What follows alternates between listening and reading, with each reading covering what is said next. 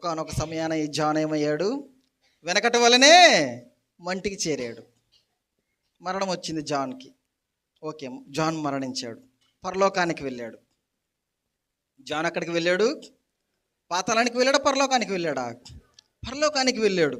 అక్కడ ఒక గొప్ప సెలబ్రేషన్ జరుగుతుంది, గొప్ప వేడుక, బహుమతుల వేడుక. యేసు ప్రభు వారు ప్రతి విశ్వాసిని పేరు పేరున మోసెస్ కమ్, మోసెస్ వచ్చాడు. మోసెస్కు ఒక మంచి గిఫ్ట్ ఇచ్చాడు. ఇదిగో నువ్వు ఇది ఎంజాయ్ చేయి.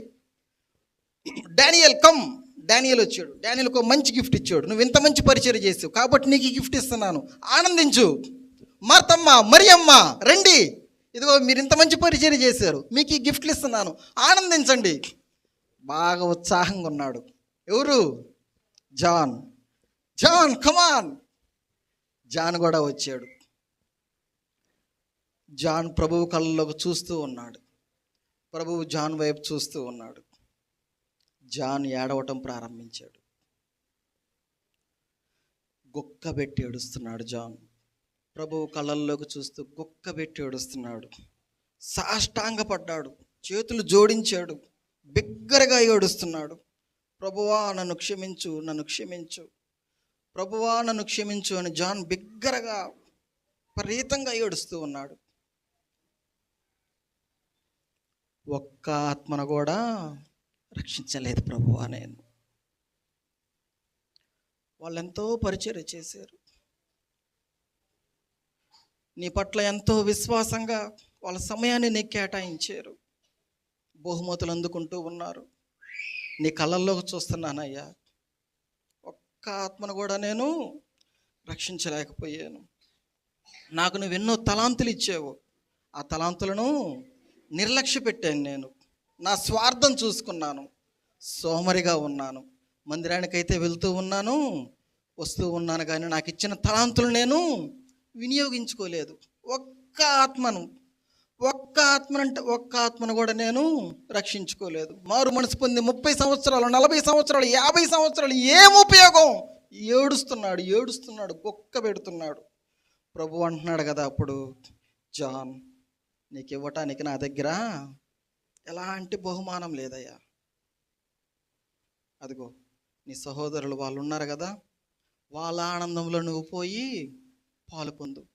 నీకు ఇవ్వటానికి నా దగ్గర ఎటువంటి బహుమతులు లేవన్నప్పుడు ఆ కన్నీటిని మనం ఆపగలమా అమ్మ? ఆ దుఃఖాన్ని మనం ఆపగలమా? ఈనాడు మన పరిస్థితి ఎలా ఉంది? మారు మనసు పొందానని చెప్పుకుంటూ 30 ఏళ్ళు, 40 ఏళ్ళు, 50 ఏళ్ళు దీర్ఘాయుష్ ఇచ్చాడు దేవుడు.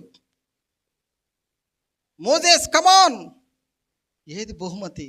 జాన్ కమాన్, మరియమ్మ, మార్తమ్మ, రూతు, ఏదమ్మా బహుమతి? నా స్వార్థం చూసుకున్నాను. పరిచర్యలో నేను పాలిభాగస్తురాలను కాలేకపోయాను. దుఃఖం. తోటి సహోదరు దగ్గరికి ఏ విధంగా వెళ్ళగలను? నేను వాళ్ళ ఆనందంలో నేను ఏ విధంగా పాలు పంపులు పొందగలను? ప్రియ సంగమా, మారు మనసు పొందిన వారి పరిస్థితి ఎంత భయంకరంగా ఉంటుందో, మారు మనసు పొంది ఫలించని వారి పరిస్థితి కూడా ఎంతో దుఃఖకరంగా ఉంటుంది. ఈ రెంటిలో నువ్వు ఒక గమ్యానికి చెందిన వాడవు. సంగమా జాగ్రత్తగా విను, ఈ రెంటిలో ఖచ్చితంగా నీది ఒక గమ్యం. ఒకటి మారు మనసు పొందిన వాడవైనా ఉండాలి, పొందని దానివైనా అయి ఉండాలి. లేదా మారు మనసు పొంది ఇప్పటికీ ఫలములు ఫలించని వాడవి. ఒక్కటంటే ఒక్క ఆత్మ నిన్ను బట్టి దేవుడు మహింపరచబడటం ఎప్పుడన్నా జరిగిందా? నిన్ను బట్టి మందిరానికి ఎవరన్నా ఒకరు రావటం జరిగిందా? నీ పక్కింటి వారు నీ గురించి ఏమైనా సాక్ష్యం ఇవ్వగలిగారా? ఈ రెంటిలో మనం ఖచ్చితంగా ఒక గమ్యానికి చెందిన వాళ్ళం కాబట్టి మన హృదయాన్ని ప్రభు సన్నిధిలో కృమ్మరిద్దాము. ఒక్క క్షణం ప్రార్థన చేసుకుందాం మనం.